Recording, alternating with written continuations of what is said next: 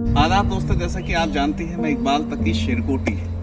मैं आपको आज एक ऐसी जगह की सैर कराना चाहता हूँ जो उत्तर प्रदेश के ज़िला बिजनौर में स्थित एक गांव है, एक छोटा सा, जिसका नाम है घोसियावाला, जो कि धामपुर तहसील के अंदर ही आता है।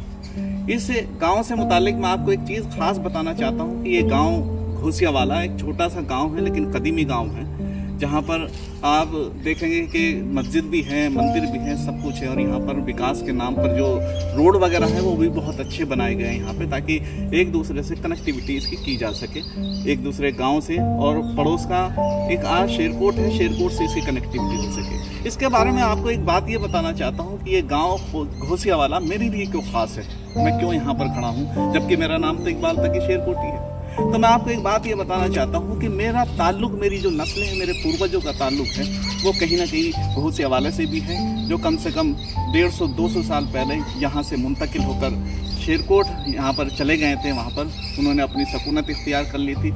लेकिन मैं आपको एक बात और भी उससे अभी आगाह कराना चाहता हूँ कि घोसियावाले ही हमारा पुराना मस्कन नहीं था। उससे पहले जो हम लोग आए थे, हमारा ख़ानदान आया था, वो अफ़गानिस्तान से चलकर तराई के रास्ते होते हुए सबसे पहले behट में वहाँ पर आकर रुका। और behट में रुकने के बाद में फिर बाद में यहाँ पर ये जो गांव है घोसियावाला, इस घोसियावाला गांव में आकर सकूनत इख्तियार की और यहीं के हो गए। यहाँ पर जो कल्चर उस ज़माने में था और जो बिरादरी उस ज़माने में हुआ करती थी, उसी बिरादरी में आकर सकूनत इख्तियार कर ली। और आज आप जो देख रहे हैं वो आज की शक्ल है कि मेरा नाम इकबाल तकी शेरकोटी है और मैं यहाँ दिल्ली में सकूनत इख्तियार करे हुए हूँ और मैं शेरकोट से ताल्लुक़ रखता हूँ। लेकिन उससे पहले मेरा ताल्लुक़ घोसियावाले से। हमारा यहाँ पर जो लक़ब है, वो लक़ब के बारे में आपको बताना चाहता हूँ कि हमारे ख़ानदान का लक़ब जो घोसियावाले में था वो था बागी वाले, हम कहलाते थे, क्योंकि हमने अंग्रेज़ों के ख़िलाफ़ बगावत करके तब हम यहाँ तक पहुँचे थे।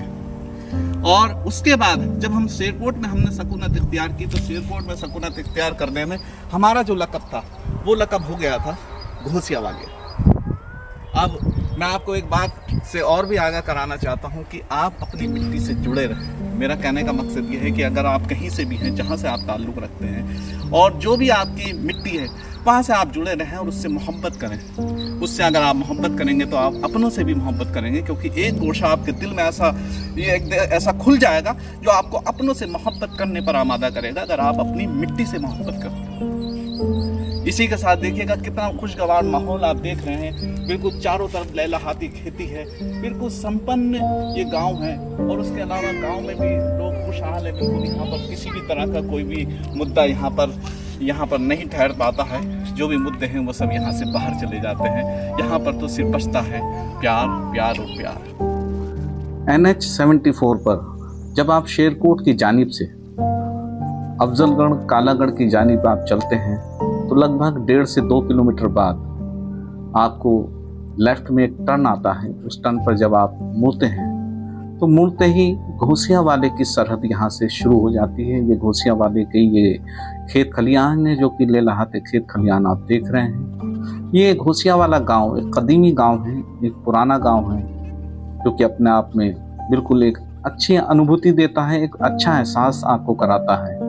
जब आप इस गांव के अंदर आप दाखिल होते हैं तो दाखिल होने के बाद में यहाँ पर आपको अप्रोच आप देखेंगे कि पक्की सड़क यहाँ पर बनी हुई है, बहुत अच्छी अप्रोच है। और यहाँ पर पहुँचने के बाद आपको एक नज़ारा ये देखने को मिलता है कि यहाँ के जो मकानात हैं वो सभी मकानात अब पक्के मकानात में तब्दील हो चुके हैं। ये पहले जैसा कदीमी गांव हुआ करता था कि कच्चे मकानात हुआ करते थे, कोई किसी तरह की सहूलियात यहाँ पर मुहैया नहीं थी। लेकिन अब सभी सहूलियात और पक्के मकानात यहाँ पर हैं। इससे ये अंदाज़ा होता है कि ये गांव एक संपन्न गांव है। इसी तरह से एक रोड है बीच में, और बीच के रोड के बाद में ये राइट हैंड और लेफ्ट हैंड साइड पर यहाँ पर मकानात बने हुए हैं, जो कि आप यहाँ पर देख सकते हैं। कुछ ही दूर चलने के बाद में, उससे निकलने के बाद एक मस्जिद हमें दिखाई देती है, जो कि कम से कम घोसियावाले के 200 मीटर के फासले पर यह मस्जिद बनी हुई है, जो कि ज़िला पंचायत का ये आप बोर्ड देख सकते हैं। ये बोर्ड यहाँ पर ये जो रोड बनाया गया है, जो कि पक्का रोड है, सीसी रोड है, ये मंदिर और मस्जिद के लिए ख़ास तौर पर बनाया गया है। ये मस्जिद आप देखिएगा, अंदर से काफ़ी बड़ी मस्जिद है, बहुत अच्छी मस्जिद है, जिसमें यहाँ पर आप नमाज़ पढ़ने की यहाँ पर जगह है। और इस तरह से आप देख सकते हैं ये देखिएगा ये तख्ती लगी हुई है मस्जिद के अंदर जिस पर लिखा है कि बाब इस्लाम फजलुर रहमान। और इस मस्जिद की तामीर जो हुई थी वो हिजरी 1345 हिजरी में हुई थी और अभी जो चल रहा है वो 1446 हिजरी चल रहा है। इसका अंदाज़ा लगा सकते हैं आप कि ये 101 साल पुरानी ये मस्जिद है, जो कि अंग्रेज़ों के ज़माने में डिप्टी अब्दुल रब हुआ करते थे जिन्होंने इस मस्जिद की तामीर कराई थी। यहाँ पर ये देख सकते हैं कि कलाम पाक के नुस्खे यहाँ पर रखे हुए हैं। बेतरतीब ज़रूर हैं, इनको तरतीब देना ज़रूरी है और इनका रख रखाव करना बहुत ज़रूरी है। और मैं इलाके के लोगों से ये गुजारिश करता हूँ कि इस मस्जिद का और इन कलाम पाक का रख रखाव करें ताकि इसको खूबसूरती दे सकें। वहीं पर बाहर खड़े एक हैंड पंप से, जो कि मस्जिद के लिए जहाँ पर ये हैंड पंप लगाया गया है, वहाँ पर हमने वज़ू किया और सभी लोगों ने वज़ू करके वहाँ पर ये देखिए एक ये 3 साल का इमाम जो कि हमारे साथ ही इस सफ़र में थे, उन्होंने इस तरह से हमें नमाज अदा करी जैसे कि कोई हाफिज़ होता है। उनकी किरात को आप सुन सकते हैं कि किस अंदाज में इस छोटे से मासूम बच्चे ने किरात पढ़ी है। ये बड़ी पुरकशिश अंदाज था उसका किरात पढ़ने का और लबो लेजा बिल्कुल ऐसा जैसे कि कोई हाफिज़ हमें तिलावत के साथ में नमाज़ पढ़ा रहा हो।